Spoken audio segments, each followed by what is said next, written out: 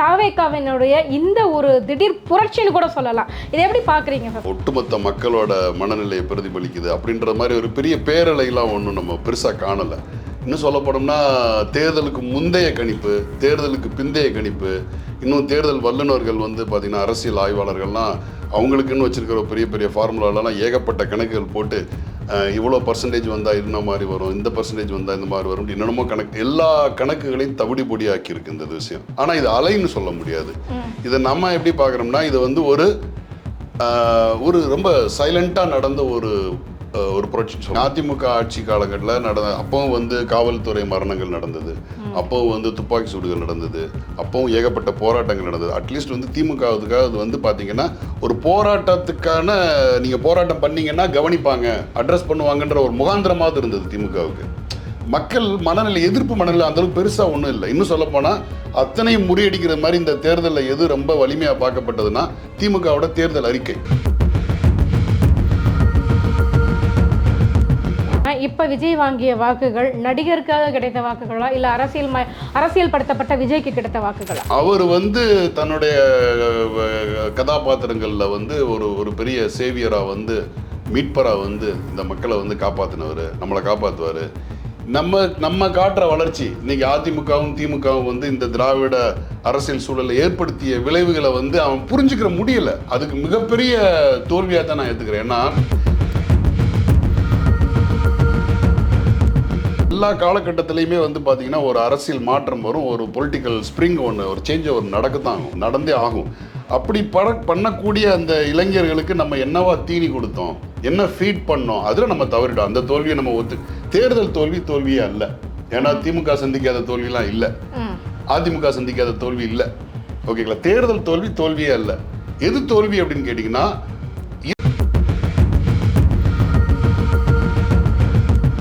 தமிழகத்தில் திராவிட கட்சிகள் அப்படிங்கிற ஒரு சகாப்தம் முடிந்ததா இல்லை அது ஒரு ஃபுல் ஸ்டாப் இப்போதைக்கு வச்சிருக்கோம்? திராவிட அரசியல் அப்படின்றதுக்கான தேவை வந்து எது வரைக்கும் இருக்கும்னு கேட்டிங்கன்னா இந்தியா முழுமைக்கும் சமத்துவம் அப்படின்ற ஒரு முழுமையான ஒரு அரசியல் வர்றந்தட்டியும் அதுக்கான தேவை இருந்துக்கிட்டே இருக்கும். திராவிடத்தை யாராலும் அழிக்க முடியாது.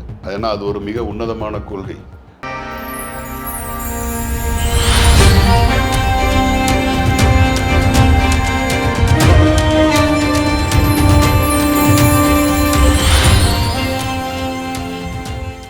நேர்களுக்கு வணக்கம். இன்றைய நேர்காணலில் நம்மோடு இணைந்திருக்கிறார் சமூக செயற்பாட்டாளர் திரு ஃபரூக் அவர்கள். வாருங்கள் பேசுவோம். வணக்கம் சார். வணக்கம் நெறியாளர் கவிதா அவர்களே. வணக்கம் வாகை தமிழ் சேனல். இப்போ பார்த்தீங்க அப்படின்னா தேர்தல் ரிசல்ட் வந்துகிட்டே இருக்குது. அநேகமாக இந்த காணொலி ரிலீஸ் ஆகும்போது யார் முதல்வர் அப்படிங்கிற மாதிரியான ஒரு விஷயம் கூட டிக்ளேர் ஆயிருக்கும் அப்படின்னு நினைக்கலாம். உண்மையிலே தாவேக்காவினுடைய இந்த ஒரு திடீர் புரட்சின்னு கூட சொல்லலாம். இதை எப்படி பார்க்குறீங்க? ஃபர்ஸ்ட் இது வந்து அலை அப்படின்னு நம்ம சொல்ல முடியாது. இது ஒரு பெரிய பேரலை, ஒட்டுமொத்த மக்களோட மனநிலையை பிரதிபலிக்குது அப்படின்ற மாதிரி ஒரு பெரிய பேரலையெல்லாம் ஒன்றும் நம்ம பெருசாக காணலை. இன்னும் சொல்லப்போனோம்னா தேர்தலுக்கு முந்தைய கணிப்பு, தேர்தலுக்கு பிந்தைய கணிப்பு, இன்னும் தேர்தல் வல்லுநர்கள் வந்து பார்த்திங்கன்னா அரசியல் ஆய்வாளர்கள்லாம் அவங்களுக்குன்னு வச்சுருக்கிற பெரிய பெரிய ஃபார்முலாலலாம் ஏகப்பட்ட கணக்குகள் போட்டு இவ்வளோ பர்சன்டேஜ் வந்தால் இந்த மாதிரி வரும், இந்த பர்சன்டேஜ் வந்தால் இந்த மாதிரி வரும், என்னென்னமோ கணக்கு, எல்லா கணக்குகளையும் தவிடி பொடியாக்கி இருக்கு இந்த விஷயம். ஆனால் இது அலைன்னு சொல்ல முடியாது. இதை நம்ம எப்படி பார்க்குறோம்னா இது வந்து ஒரு ரொம்ப சைலண்ட்டாக நடந்த ஒரு புரட்சின்னு சொல்லலாம். நீங்கள் சொன்ன வார்த்தை புரட்சின்னு சொல்லலாம். அலைன்னு சொல்ல முடியாது. அப்படின்னா இப்போ நிறைய இடத்துல பார்த்தீங்க அப்படின்னா யார் பார்த்தாலும் ஒரு மாற்றம், அந்த வார்த்தை மாற்றம் அப்படிங்கிறது இந்த தேர்தலில் பரவலாக எல்லா இடத்துலையுமே எதிர்பார்த்துருக்க முடியுது, கேட்க முடிந்த ஒரு வார்த்தையாக இருந்தது. ஸோ உண்மையிலேயே ஒரு மாற்றத்தை ஏற்படுத்தி விட்டார். ஒரு அது அலை தானே இது? இல்லை, அலை அப்படின்றது உங்களுக்கு கருத்து கணிப்பிலே தெரிஞ்சிடும். உங்களுக்கு நீங்கள் எக்ஸிட் போலில் நீங்கள் தேர்தலில் வாக்களிச்சுட்டு வந்த உடனே ஒரு பெரிய அது வெளிப்படையாகவே தெரிஞ்சிடும். நீங்கள் எல்லா நார்த்துலேருந்து சவுத்து வரைக்கும் அது பரவலாகவே தெரியும். அதுதான் அலை. ஆனால் உங்களுக்கு நீங்கள் கருத்து கணிப்புக்கு தேர்தலுக்கு முந்தைய கருத்து கணிப்பாகட்டும், தேர்தலுக்கு பிந்தைய கருத்து கணிப்பாகட்டும், எல்லாமே பார்த்தீங்கன்னா விஜய்ன்ற ஒரு ஃபேக்டரை வாக்கு சதவீதம் அதிகமாகும்னு சொன்னாங்களே தவிர ஒரு ஆளுங்கட்சியாகிறதுக்கான ரேஸ்லேயே இல்லைன்றது மாதிரி தான் பரவலாக இருந்தது. மேற்பட்ட தொகுதிகளில் வந்திருக்கிறாரு. இதை நம்ம சாதாரணமாக எடுத்து இப்போ அதுதான் இது எல்லாருக்குமே ஆச்சரியமான ஒரு விஷயம்தான். ஏன்னா இது இன்னும் பெரிய பெரிய அரசியல் ஆய்வாளர்கள் 30 வருடம் 35 வருஷம் அரசியலை கணிச்சிட்டு வர்றவங்க, 50 வருஷம் வரலாறு, தமிழ்நாட்டு வரலாறெல்லாம் புள்ளி விவரமாக வச்சிருக்கிறவங்கலாம் அதிர்ச்சி அடைஞ்சு தான் இருக்கிறாங்க. அதுதான் உண்மை.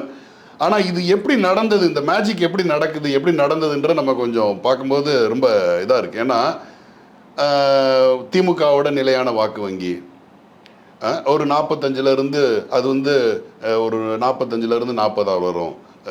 அதிமுகவோட வாக்கு வங்கி ஒரு 35லேருந்து 30 வரும். இப்படின்ற மாதிரி ஒரு கணக்கு போட்டாங்க.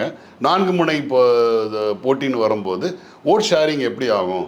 ரெண்டாவது சொல்ல போனால் திமுகவுக்கான ஆளுங்கட்சி எதிர்ப்பு மனநிலை வந்து அந்த அளவுக்கு இல்லை. நீங்கள் கடந்த கால ஆட்சிகளோட ஒப்பிட்டு பார்க்கும்போது திமுகவுக்கான எதிர் மனநிலை வந்து பெருசா இல்லை. அது பெருசா வெளியே தெரியல அப்படின்னு எடுத்துக்கலாமா? தெரியலன்றது அது பரவலான மனநிலை வரும்ல. இப்போ உங்களுக்கு வந்து ஒரு சில பக்கம் துப்புரவு பணியாளர்கள் போராட்டம் பண்ணாங்க, ஆசிரியர்கள் கவர்மெண்ட் ஸ்டாஃப் போராட்டம் பண்ணினாங்க. நிறைய போராட்ட காலத்தை பார்க்க வேண்டியிருந்தது. நீங்க கடந்த கால ஆட்சியில் நீங்க இதை எப்படி பார்க்கணும்னா, இப்போ நீங்க அதிமுக ஆட்சி காலகட்டத்தில் அப்பவும் வந்து காவல்துறை மரணங்கள் நடந்தது, அப்பவும் வந்து துப்பாக்கி சூடுகள் நடந்தது, அப்பவும் ஏகப்பட்ட போராட்டங்கள் நடந்தது. அட்லீஸ்ட் வந்து திமுகவுக்காக அது வந்து பார்த்தீங்கன்னா ஒரு போராட்டத்துக்கான நீங்கள் போராட்டம் பண்ணீங்கன்னா கவனிப்பாங்க, அட்ரஸ் பண்ணுவாங்கன்ற ஒரு முகாந்திரமாவது இருந்தது திமுகவுக்கு. மக்கள் மனநிலை எதிர்ப்பு மனநிலை அந்தளவுக்கு பெருசாக ஒன்றும் இல்லை. இன்னும் சொல்லப்போனால் அத்தனையும் முறியடிக்கிற மாதிரி இந்த தேர்தலில் எது ரொம்ப வலிமையாக பார்க்கப்பட்டதுன்னா திமுகவோட தேர்தல் அறிக்கை. தேர்தல் அறிக்கை வந்து தேர்தல் அறிக்கையும் கடந்த கால சாதனைகளும் வந்து இப்போ ஒப்பிட்டு பார்க்கும்போது அதுதான் ஹீரோவாக இருந்தது. அதுதான் உண்மையிலே ஹீரோவாக இருந்தது. ஸோ இன்னும் கணக்கீடு பார்க்கும்போது வந்து பார்த்தீங்கன்னா பயனாளிகள்னு பார்க்கும்போது பெண்கள் வந்து அதிகமான பயனாளிகளாக இருந்தாங்க. பெண்கள் அதே மாதிரி கல்வியில் வந்து அவங்க காட்டிய அக்கறை வந்து எந்த மாநிலமே காட்டாத ஒரு அக்கறை இருந்தால் ரிசல்ட்டில் அவங்க காட்டினாங்க. அது வந்து ஹையர் எஜுகேஷனாக இருக்கட்டும், நீங்கள் வந்து பிரைமரி எஜுகேஷனாக இருக்கட்டும், மொத்த வளர்ச்சி குறியீட்டில் வந்து இந்தியா லெவலில் எப்படி இருக்குன்னு கல்வியில் காட்டினாங்க. மருத்துவ கட்டமைப்பில் வந்து பார்த்திங்கன்னா இந்தியாவிலே தலை சிறந்த மாநிலமாக வந்து அதனோட வளர்ச்சி குறியிருந்தது. இதெல்லாமே வந்து ஒன்றிய அரசே வந்து பாராட்டி சொன்னப்பட்ட விஷயங்கள். அதே மாதிரி மகளிரோட எம்பவர்மெண்ட் நீங்கள் வந்து பேருந்துக்கான விஷயமா இருக்கட்டும், அவங்களுக்கு கொடுக்கப்பட்ட உரிமை தொகையாக இருக்கட்டும், இது எல்லாமே வந்து மகளிரோட அதனோட ஒட்டுமொத்த வளர்ச்சி கடைசியில் இந்த தேர்தல் நடக்கிறதுக்கு முன்னாடியான ஒரு அறிக்கையில் கூட வந்து பார்த்திங்கன்னா அதோட ரிசல்ட் அச்சீவ் பண்ணாங்க அவங்க. அது எப்படின்னா மொத்தத்துக்கு மனிதவள மேம்பாட்டு குறியீடாக இருக்கட்டும், ஜிடிபியாக இருக்கட்டும், உற்பத்தியாக இருக்கட்டும், இதில் எல்லாத்துலேயுமே வந்து ஒரு ப்ரூவன் ரெக்கார்ட் ஒரு ப்ரூவனான ரிசல்ட் கொடுத்தாங்க. அதையும் மீறி சில விஷயங்கள் இங்கே நடந்திருக்கு. அப்போ நீங்கள் வந்து இந்த தேர்தலில் கதாநாயகன் அப்படின்னு சொல்லப்பட்ட தேர்தல் அறிக்கையாக இருக்கட்டும், கடந்த கால இந்த திமுக அரசின் சாதனைகளாக இருக்கட்டும், அது எல்லாமே பின்னுக்கு தள்ளப்பட்டிருக்கு. அப்போ அந்த பின்னுக்கு தள்ளப்பட்ட அந்த ஃபேக்டர் என்ன, அதுதான் இப்போ நமக்கு விவாதிக்கப்பட வேண்டிய ஒரு விஷயமா இருக்கு. இப்போ இது நான் சொன்ன மாதிரி இது வந்து ஒரு பெரிய அலையாகவும் தெரியல. அலைன்னு தெரிஞ்சதுன்னா உங்களுக்கு தேர்தலுக்கு பிந்தைய கருத்து கணிப்பில் அது கண்டிப்பாக வந்து உங்களுக்கு பிரதிபலிச்சிருக்கும். அப்போ அலையும் தெரியல. அப்போ இங்கே என்ன நடந்திருக்குன்னா ஒரு மௌனமான ஒரு புரட்சி நடந்திருக்கு. இதில் இன்னும் நான் வந்து ரொம்ப குறிப்பிட்டு சொல்லப்பட வேண்டிய ஒரு விஷயம் என்னென்னா, அதிமுகவாக இருக்கட்டும், திமுகவாக இருக்கட்டும், அவங்க வந்து பாரம்பரியமான ஒரு அரசியல் கணக்கீட்டிலே இருந்திருக்காங்க.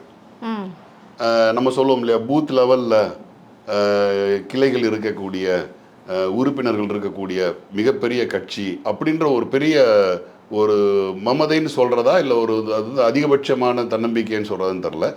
அப்படியான ஒரு விஷயத்தில் 2 பேர் இருந்தாங்க. ரெண்டாவது வீக்னஸ்ன்னு சொல்லி பார்க்கும்போது அதிமுக வந்து அதனோட கூட்டணி வந்து ரொம்ப குழப்பமான கூட்டணியாக தான் இருந்தது.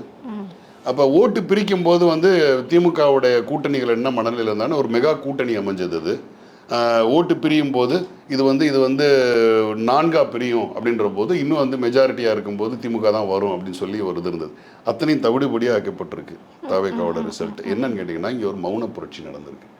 அந்த மௌன புரட்சின்றது இந்த கடந்த காலங்களில் தமிழ்நாட்டில் ஆளுங்கட்சிகளாக இருந்த திமுக அதிமுக வந்து ரொம்ப சாதாரணமாக எடை போட்ட ஒரு விஷயம். ஏன்னா நம்ம வெளிப்படையாகவே வந்து சொல்ல போனோம்னா இவங்க என்ன பண்ண போகிறாங்க, தற்குறிகள், என்ன கரண்ட் கம்பியில் தொங்குவான், அணில்னு சொல்லி அப்படி போயிட்டு இருந்தாங்க. ஆனால் அதுக்கு ஊடால இருந்த ஒரு விஷயத்தை நம்ம கவனிக்கலை. அது என்னன்னா, அவங்க மாற்றம் அப்படின்னு சொல்கிறாங்க, அவங்களுக்கு வகைப்படுத்த தரல. மாற்றம்னா என்ன அப்படின்னு சொல்லி வகைப்படுத்த தரல. இன்னும் சொல்ல போனால் ரொம்ப மேலோட்டமான நிலையில இருந்து தமிழ்நாட்டில் பார்த்தீங்களா இவ்வளோ வளர்ச்சி இருக்குது அது இருக்குதுன்னு சொன்னாலும் அவன் வந்து வேறு ஏதோ ஒன்று எதிர்பார்க்குறான். அந்த எதிர்பார்ப்பை இந்த கடந்த கால ஆட்சியாளர்களால் அது கவனிக்க தவறிட்டாங்க. அதை நான் இன்னும் எப்படி பார்க்கணும்னா, நம்ம வீடுகளிலே எடுத்துக்கங்களேன். நம்ம வீடுகளில் பெரியவங்களுக்கும் குழந்தைகளுக்குமான ஒரு புரிதல் இருக்குது பார்த்தீங்களா, அதுவே வேறுபட்டுருக்கு. இப்போ நம்ம பார்க்குற டிவியாக இருக்கட்டும், சேனலாக இருக்கட்டும், அதை நம்ம குழந்தை பார்க்க மாட்டான். அவன் என்ன பார்க்குறான்னு தெரியாது. அவன் ஒரு ஃபோன் எடுத்துகிட்டு உள்ள தலையை கவுத்திட்டான்னா உள்ள என்ன பார்க்குறான் என்னன்னே தெரியாது. அதை நம்ம கவனிக்க தவறிட்டோம். ஒவ்வொரு வீடுகளில் நடந்த பிரச்சனை அதுதான். ஒவ்வொரு வீடுகள்லையும் நம்ம என்னன்னா நம்ம அரசியல் விவாதங்கள் பெரிய பெரிய வளர்ச்சியை பற்றி பேசுகிறோம், முன்னேற்றத்தை பற்றி பேசுகிறோம், நம்ம பேசிக்கிட்டு இருக்கும்போது இந்த செல்ஃபோன்லையும் சின்ன திரையிலையும் நம்ம வந்து பார்க்கக்கூடிய அந்த இளைஞர்கள் பார்க்கக்கூடியதை நம்ம கவனிக்க தவிர்த்து அவங்களுடைய எதிர்பார்ப்பு என்னன்றது நமக்கு தெரியலை. இது வந்து இப்படி ஒரு மாசாக வந்து ஒரு மாற்றங்கள் கண்டிப்பாக விஜய் என்ற ஒரு பெரிய கரிஸ்மேட்டிக் லீடர் அவர் மூலமாக ஒன்று உருவானது. அந்த அந்த அவரோட ஒரு தலைவராக வந்து அவருக்கான குவாலிட்டி இருக்கா, ஒரு தலைவராக வந்து தமிழ்நாட்டை ஆள்றதுக்கு திறன் இருக்கா, அனுபவம் இருக்கா, எதை பற்றி அவன் கண்டுக்கல. அவனை பொறுத்த வரைக்கும் ஒருங்கிணைக்கப்பட்டிருக்கான். ஒரு கரிஸ்மேட்டிக் ஒரு விதமான சலிப்புத்தன்மை வந்துருச்சு. இது வெளிப்படையாக கேட்கணும் அப்படின்னா இப்போ விஜய் வாங்கிய வாக்குகள் நடிகருக்காக கிடைத்த வாக்குகளா இல்லை அரசியல் படுத்தப்பட்ட விஜய்க்கு கிடைத்த வாக்குகளா? இல்லை, இது நிச்சயமா அரசியல் படுத்தப்பட்ட விஜய்ன்ற ஒரு பிம்பமே இல்லை. இங்கே நடிகருக்கு கிடைத்த வாக்குகள் ஒரு நடிகர் அவர் வந்து தன்னுடைய கதாபாத்திரங்களில் வந்து ஒரு பெரிய சேவியராக வந்து மீட்பராக வந்து இந்த மக்களை வந்து காப்பாற்றினவர், நம்மளை காப்பாற்றுவார். நம்ம காட்டுற வளர்ச்சி இன்னைக்கு அதிமுகவும் திமுகவும் வந்து இந்த திராவிட அரசியல் சூழலை ஏற்படுத்திய விளைவுகளை வந்து அவன் புரிஞ்சுக்கிற முடியலை. அதுக்கு மிகப்பெரிய தோல்வியாக தான் நான் ஏற்றுக்கிறேன். ஏன்னா திமுகவுடைய சாதனையே சாதாரண திமுக தொண்டனாலே சொல்ல முடியல. திமுகவுடைய சாதனை வந்து நூற்றுக்கணக்கான சாதனைகள் இருக்கு. நான் களத்தில் பார்த்த அனுபவத்தில் சொல்கிறேன். நான் களத்தில் வந்து பார்த்தீங்கன்னா அது ஐடி விங்கோட திமுக ஐடி விங்கோட ஒரு டாக்குமெண்டேஷனாக தான் இருக்கே தவிர எளிய மக்கள்கிட்ட அதை கொண்டு போய் சேர்க்கலை. நீங்கள் இணையதளங்களில் திமுகவோட போட்டிகள்லாம் எப்படி இருந்தது, இணையதளங்களில் திமுகவுடைய பரப்புரை யுக்திகள் எப்படி இருந்தது, அவனை வந்து தற்கூரின்னு சொல்கிறதோட தான் நிப்பாட்டிக்கிட்டாங்க. அவரோட விஜயோட பர்சனல் லைஃப்பை பற்றி விமர்சனம் பண்ணுறதோட நிப்பாட்டிக்கிட்டாங்க. உங்களோட வளர்ச்சி திட்டத்தை நீங்கள் எங்கே போய் காட்டினீங்க? வளர்ச்சி திட்டங்கள் நூற்றுக்கணக்கான, இன்னும் சொல்ல போனோம்னா தமிழ்நாட்டு மாடலை காப்பி அடித்து அதை விமர்சனம் பண்ணக்கூடிய என்டிஏ மாதிரி பிஜேபி போன்ற கட்சிகள் வந்து வட மாநிலங்களில் அதை பிரயோகப்படுத்துகிறாங்க, அப்ளை பண்ணுறாங்க. அவ்வளோ சக்ஸஸ்ஃபுல்லான ஒரு டிராவிடியன் மாடல் அது. அதோட வேல்யூ வந்து திமுக காரங்களுக்கே தெரியலன்றதான் உண்மையான விஷயம். இன்றைக்கி நீங்கள் 5 ஆண்டு காலத்தில் வந்து சென்னை போன்ற நகரங்களில் ஏற்பட்டக்கூடிய மாற்றங்கள் அது நீங்கள் கரெக்டாக நீங்கள் துல்லியமாக போய் அந்தந்த மக்கள்கிட்ட போய் சேர்க்கறதுக்குன்னா சேர்க்க தவறிட்டாங்க. நீங்கள் இப்போ அதுதான் உண்மையான ஒரு விஷயம். இன்னும் வந்து தோழமை கட்சிகள் அப்படின்னு சொல்லி ஒரு பெரிய மெகா கூட்டணியை நம்ம வெளியில் காட்டினாலும் அந்த மெகா கூட்டணிகளுக்கு உடைய இருக்கான அந்த பாண்ட் இருக்குல்ல, ஜெல் இருக்குல்ல, அது வந்து இன்னும் சரியாக அமையலை. ஏன்னா முதல்ல திமுக காரன் திமுக செய்த சாதனையை வந்து மக்கள்கிட்ட வெளிப்படுத்துறதுல என்னோட பார்வையில் வந்து 100% தவறிட்டாங்க. அதுக்கடுத்து அவங்க கூட்டணி கட்சிகளோட இணைந்து பணியாற்றுறதில்ல, அதில் ஒரு பெரிய இது பண்ணிட்டாங்க. ஏன்னா அவங்க எல்லாம் எப்படி பார்க்குறாங்கன்னா நம்மளோட ஓட் ஷேரிங் இப்படி தான் அமையும்னு சொல்லி ஒரு ட்ரெடிஷ்னலான ஒரு மெத்தடில் பார்க்குறாங்க. இன்னும் பழையவே பிடிச்சிக்கிட்டே பழையதே பார்த்து ட்ரெண்டுக்கு வரல, அவங்கெல்லாம் ட்ரெண்டுக்கு புரிஞ்சுக்கல. அதான் நான் சொல்கிறேன்ல, ஒரு அப்பா அம்மா புள்ள பார்க்குற வீடியோ ரீல் ஷார்ட்ஸை வந்து புரிஞ்சுக்கிற முடியாதுங்க. அவன் என்ன பார்க்குறான்னு தெரியாது. அவன் உட்காந்து சமையல் பார்க்குறான், ட்ராவல் பார்க்குறான், சினிமா பார்க்குறான். நீங்கள் இன்னும் அதுக்குள்ளே வரல. நீங்கள் என்னன்னா ரொம்ப மேன்போக்காக வந்து இது பண்ணிவிட்டு நீங்கள் ஒரு கால்குலேஷனில் முடிச்சுக்கிட்டீங்க. அவன் வந்து அவன் வேலையை காமிச்சிட்டான். ஏன்னா இதுக்கப்புறம் இந்த எலெக்ஷனுக்கு அப்புறம் தாக்கு பிடிப்பாரா விஜய் அப்படிங்கிற மாதிரி நிறைய கேள்விகள் நானே முன் வச்சிருக்கேன் அந்த கேள்வியை. ஆனால் இப்போ பார்த்தீங்க அப்படின்னா இன்னைக்கு தான் அவர் வந்து ஒரு முதல்வர் அப்படின்ற ஒரு கோணத்தில் பார்க்குறோம் அப்படின்ற மாதிரி போயிருக்கு அப்படின்னா, ஸோ இன்றைய இளைஞர்களுடைய பார்வை எப்படிப்பட்டதாக இருக்கிறது? அவங்களுமே ஃபுல்லாமே வந்துட்டு பார்த்தீங்க அப்படின்னா அவங்களுக்கு ஒரு அரசியல் தெரியலை, ஃபுல்லாமே சினிமாவை நோக்கி நகர்ந்துட்டாங்க அப்படின்றத எடுத்துக்க முடியுமா சார்? தாகம் இருக்குது, அரசியல் தேவை இருக்குது அவங்களுக்கு. அவங்களுக்கு நம்ம ஃபீட் பண்ணலை. நம்ம வந்து என்ன நினைக்கிறோம்னா சாதாரண ரீல்ஸ் பார்க்குற ஷார்ட்ஸ் பார்க்குற தற்கொலைகள் அப்படின்றது அவனுக்கு ஒரு தேவை இருக்குன்றது நமக்கு புரியலை. சின்ன பசங்களாவே உங்களை பார்த்துட்டோம், ரொம்ப சின்ன பசங்களாகவே பார்த்துட்டோம். ரொம்ப பிராண்டிங் பண்ண ஆரம்பிச்சிட்டோம். நம்ம எல்லா காலகட்டத்திலையுமே வந்து பார்த்திங்கன்னா ஒரு அரசியல் மாற்றம் வரும், ஒரு பொலிட்டிக்கல் ஸ்ப்ரிங் ஒரு சேஞ்ச் நடக்கத்தான் ஆகும், நடந்தே ஆகும்.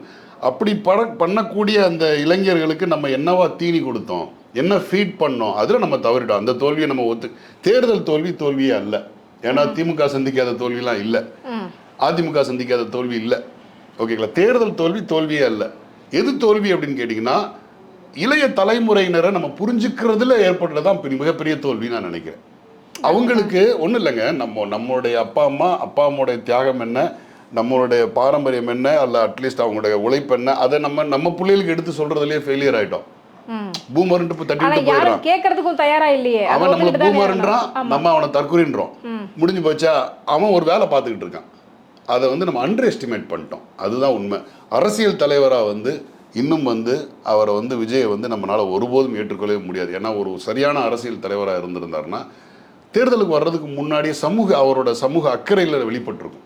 ஆமா. சமூக அக்கறையில் வெளிப்பட்டிருக்கும். சரியான ஒரு திட்டங்கள் ஒன்றும் இல்லைங்க. திமுகவை நோக்கி பாயிண்ட் அவுட் பண்ணுற மாதிரியான எத்தனை குற்றச்சாட்டுகள் சொன்னார்.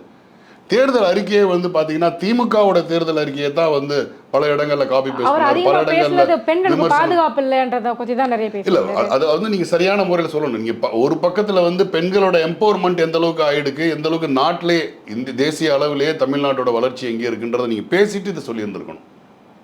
ஓகேங்களா? வட மாநிலங்கள்ல இருந்து வந்து வாழக்கூடிய பணிபுரியக்கூடிய பெண்கள் அவங்களோட கருத்து என்னன்றதை இவர் சொல்ல முடியுமா? சொல்லலை. குறிப்பிட்டு சொல்றதுக்கு எதுவுமே இல்லை விஜய் கிட்ட.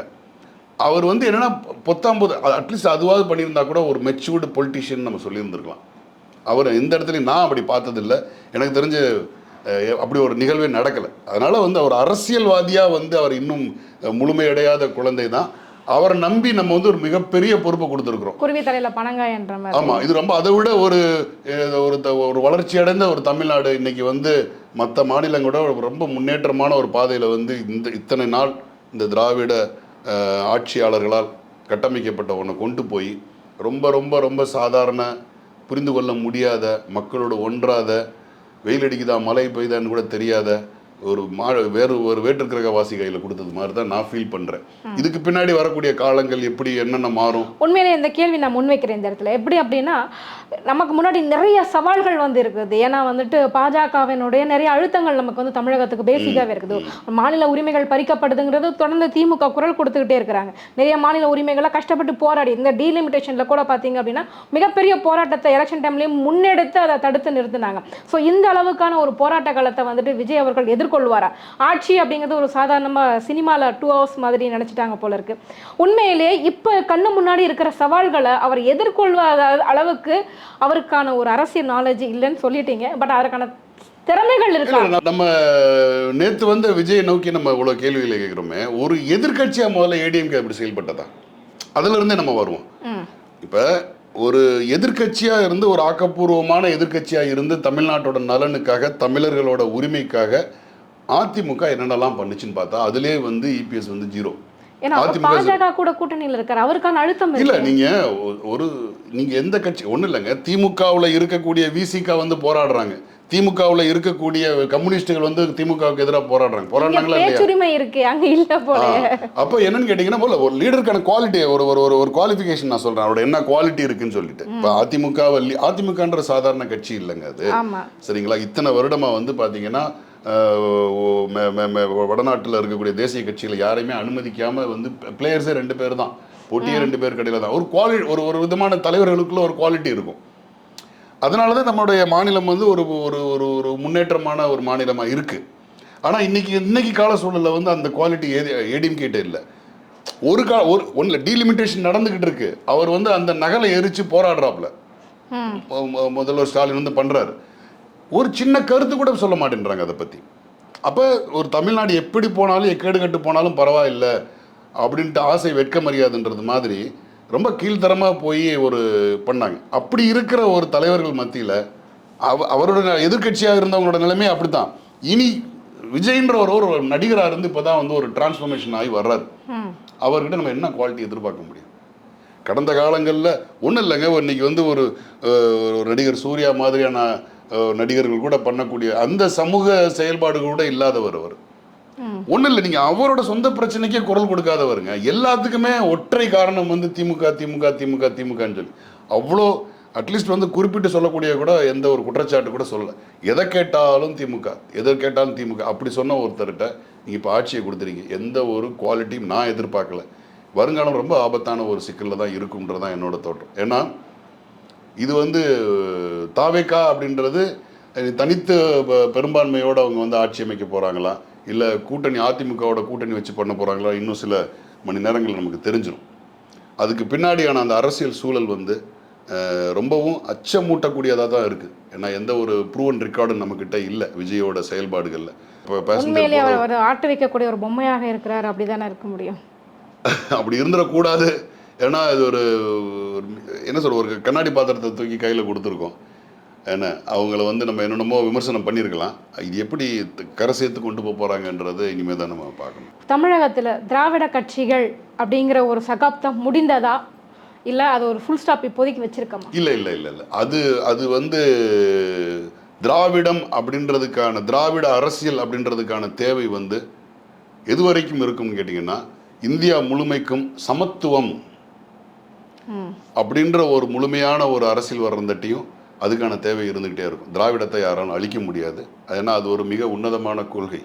சரிங்களா? அந்த விஜயே கட்சி ஆரம்பித்தாலும் அவருடைய கொள்கை தலைவர்களாக வந்து திராவிடம் அப்படின்னு பேசின, திராவிடம் அரசியல் பேசினவங்கள தான் வந்து அவங்க கொள்கை அரசியலாகவே ஏற்றுக்கிட்டு இருக்காங்க. அது காலத்தோட கட்டாயம். விஜய்க்கும் அது அவசியமான திட்டம். ஓகேங்களா? அவர் வந்து கொள்கை எதிரியாக வந்து பிஜேபி சொல்லி தான் அவர் வந்து கட்சியை ஆரம்பித்தார். அவருக்கு அரசியல் புரிதல் இருக்குதா இல்லையா, அவருடைய சமூக செயல்பாடுகளில் நமக்கு 1000 விமர்சனங்கள் இருந்தாலும் ஒரு கட்சியாக ஃபார்ம் பண்ணுறதுக்கு அந்த திராவிடம்ன்ற ஐடியாலஜி அவருக்கு தேவைப்படுது. அதிலிருந்து அவர் எடுத்து வந்து வச்சுக்கிறார். ஓகேங்களா? இனி செயல்பாடுகளில் வந்து கண்டிப்பாக வந்து அதிலிருந்து விலகி போகும்போது மக்கள் நிச்சயமாக தூக்கி எறிஞ்சிருவாங்க. ஏன்னா இன்னி ஒப்பிடுறதுக்கு நிறையா இருக்குது. இந்த 70-75 ஆண்டு கால வரலாறை நீங்கள் திரும்பி பார்க்கும்போது கண்டிப்பாக அது ஒரு பெஞ்ச் மார்க். திராவிட ஆட்சியாளர்கள் செஞ்ச மிகப்பெரிய சாதனைகள் அவ்வளோ இருக்குது. சரிங்களா? இனி ஒவ்வொரு இண்டிகேஷனும் வந்து நீங்கள் வந்து உங்களை பர்ஃபார்மன்ஸ் இண்டிகேஷன்ஸ் பார்த்துக்கிட்டே இருப்பாங்க. தடுக்கி விழுகிற இடத்துலலாம் மரநடி விழுவாங்க. அப்போ தன்னைத்தானே செதுக்கிக்கிறது. முட்டை கொடுக்க 2K கிட்ஸ் இருக்காங்களே, அவங்களுக்கு என்னங்க, எண்ட் ஆஃப் த டே வந்து பசியும் பட்னியும் வரும்போது தலைவன்லாம் காணாமல் போயிடுவான்.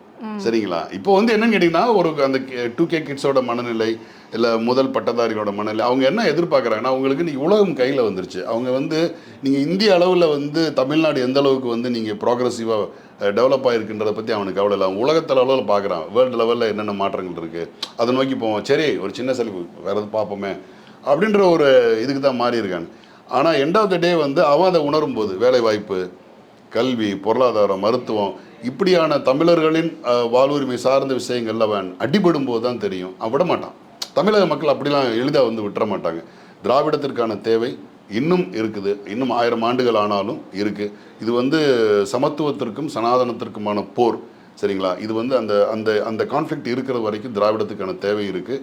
அந்த சமத்துவ நிலை அடையும் வரையும் தந்தை பெரியாரும், அறிஞர் அண்ணாவும், கலைஞர் கருணாநிதியும், இன்னும் அம்மையார் ஜெயலலிதா, எம்ஜிஆர் இவர்கள் உருவாக்கிய அந்த சித்தாந்தங்கள், அந்த அரசியல் பயணம் வந்து தொடர்ந்து கொண்டே இருக்கும் என்பது கண்டிப்பாக. எங்கள் கேள்விகளுக்கு ரொம்ப சிறப்பான பதில் சொன்னீங்க சார். ரொம்ப நன்றி. ரொம்ப நன்றி. வணக்கம்.